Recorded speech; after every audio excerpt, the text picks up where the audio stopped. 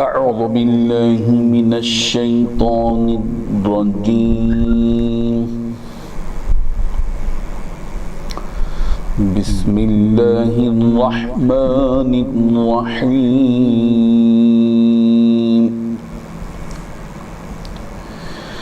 يا أيها الذين آمنوا لا تأكلوا الربا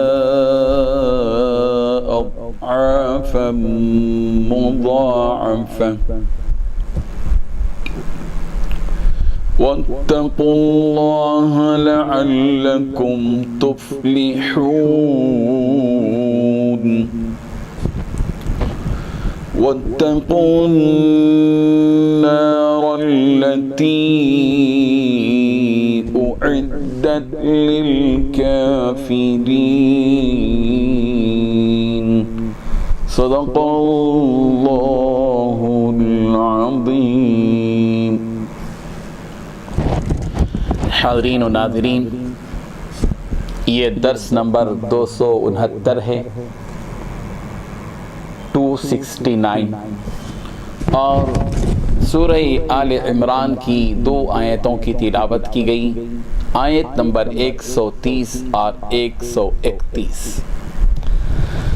لفظی معنی دیکھیے، یا ایھا الذین، اے وہ لوگو جو آمنو، ایمان لائے ہو، لا تأکلو، تم نہ کھاؤ، الربا، سود، اضعافا، دگنا، مضاعفا، چوگنا، واتقوا اللہ، اور تم اللہ سے ڈرو، لعلکم، تاکہ تم تفلحون، کامیابی حاصل کرو، واتقوا، اور تم ڈرو، النار، اس آگ سے، التی، جو اعدت، تیار کی گئی ہے، للکافرین، کافروں کے لیے۔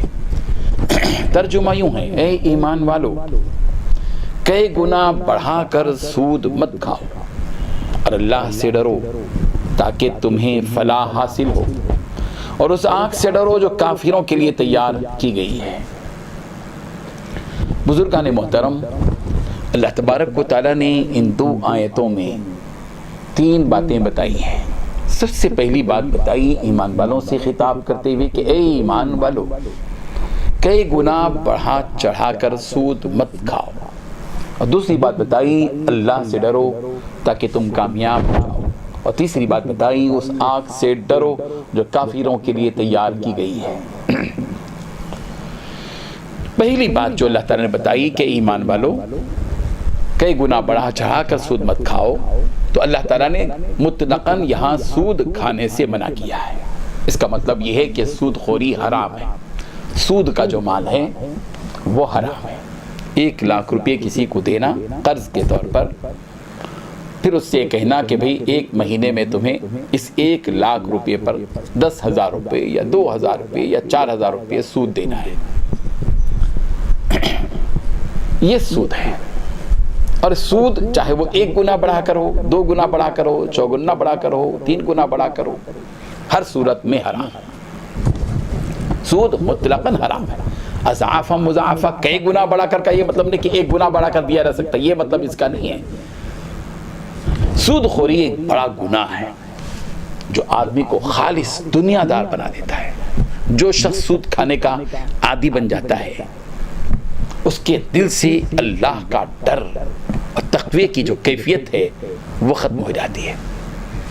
سود خور کی ایک ہی دھن ہوتی ہے کہ پیسہ بڑھتا جائے، اس کا پیسہ بڑھتا جائے، اس کی دولت بڑھتی جائے، اس کو اس سے کوئی لینا دینا نہیں ہوتا کہ جو سود کی رقم بھرا رہا ہے وہ کس مجبوری میں ہے، کس پریشانی میں ہے۔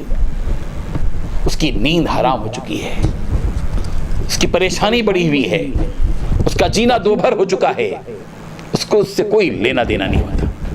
رسول رحمت صلی اللہ علیہ وسلم نے ارشاد فرمایا کہ سود کا 1 درہم بھی کوئی شخص کھاتا ہے اور وہ یہ جانتا ہے کہ وہ سود کا ہے، تو وہ 36 مرتبہ زنا کرنے سے بھی زیادہ سخت ہے۔ مشکات شریف میں حدیث موجود ہے۔ جو لوگ سودی کاروبار کرتے ہیں ان کے اصل مال سے سود کا مال بڑھتا چلا جاتا ہے، اس کا طریقہ یہ ہوتا ہے کہ ماہانہ مقررہ فیصد پر قرض دیتے ہیں، پھر جب قرض لینے والا وقت مقررہ پر قرض ادا نہیں کر پاتا تو پھر وہ اصل رقم اور جو سود اضافہ ہوا اس پر پھر سود بڑھتا چلا جاتا ہے، اور ان دونوں کی مجموعی رقم پر جب سود لگتا رہتا ہے تو اس طرح سود در سود کا سلسلہ بڑھنے لگتا ہے، اصل رقم سے کئی گنا زیادہ سود کی رقم ہو جاتی ہے، اور مجبور آدمی سود کی ادائیگی کی چکی میں پستا چلا جاتا ہے، اور سود لینے والا دولت کمانے کے چکر میں اس مجبوری اور اس کی بے بسی کے احساس سے محروم ہو جاتا ہے۔ دوسری بات جو اللہ تبارک و تعالی نے یہاں بتائی وہ یہ کہ واتقوا اللہ لعلکم تفلحون، کہ تم اللہ سے ڈرو تاکہ تم کامیاب ہو جاؤ۔ معلوم یہ ہوا کہ دنیاوی زندگی کی کامیابی تقوی میں ہے، پرہیزگاری میں ہے، اللہ کی احکامات پر عمل کرنے میں کامیابی ہے۔ جو شخص تقوی سے محروم ہوتا ہے وہ کبھی کامیابی کا چہرہ نہیں دیکھ سکتا، اور جو تقوی اختیار کرتا ہے کامیابی اس کے قدم چومتی ہے۔ تیسری بات اللہ تبارک و تعالی نے بتائی، اس دوزخ سے ڈرو جو کافروں کے لیے تیار کی گئی ہے۔ دوزخ کی آگ سے بچنے کا طریقہ یہ ہے کہ آدمی اپنے آپ کو گناہوں سے بچائے، چاہے وہ سود ہو، چوری ہو، زنا ہو، غیبت ہو، جھوٹ ہو، خیانت ہو، وعدہ خلافی ہو، بغض ہو، کینہ ہو، حسد ہو، اس قسم کے جتنے بھی گناہ ہیں ان گناہوں سے اپنے آپ کو جب آدمی بچائے گا تو دوزخ سے بچے گا، تقوی کی روش اختیار کرے گا تو دوزخ سے بچے گا۔ تو اللہ تبارک و تعالی بتا واتقوا النار التی، اس دوزخ سے بچو وہ عدت جس کو تیار کیا گیا ہے کافروں کے لیے۔ اللہ تبارک و تعالی ہم سب کو ان تمام گناہوں سے بچائے اور ہمیں جنت کی فکر کرنے کی، جنت کے حصول کی فکر کرنے کی اور اس کے لیے کوشش کرنے کی توفیق عطا فرمائے۔ وآخر دعوانا ان الحمد للہ رب العالمین۔ لا الہ الا اللہ